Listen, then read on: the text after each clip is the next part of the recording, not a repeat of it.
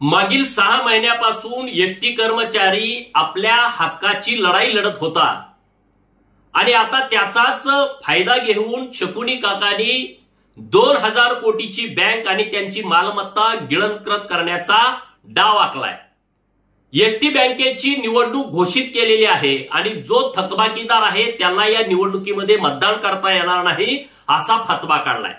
साहजिकच गेल्या 6 महिन्यापासून हक्कासाठी जो कर्मचारी बिनपगारी रस्त्यावरती उतरला तोच थकबाकीदार आहे, म्हणजे त्यांना मतदानाचा हक्क राहणार नाही। 1995 ला इंटकला हाताशी पकडून शरद पवारांनी स्वतःच्याच एकमेव संघटनेला मान्यता प्राप्त करून दिली आणि सभासद फीच्या नावाखाली हजारो कर्मचाऱ्यांच्याकडून कोट्यावधी रुपये वसूल केले।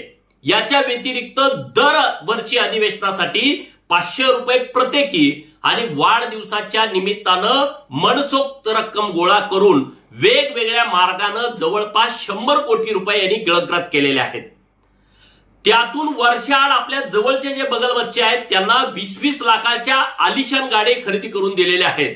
पण ज्यावेळी महाराष्ट्रातला एसटी कर्मचारी स्वतःच्या परिवारासोबत उपासी पोटी रस्त्यावरती उघड्यावरती लढाई लढत होता त्यावेळेस या संघटनेचे सर्वेसर्वा यांनी माणुसकी खातर देखील आपल्या सिल्वर ओक वरून एक वेळचं जेवण सोडा परंतु त्यांना चहा पाणी सुद्धा पाठवून दिलं नाही।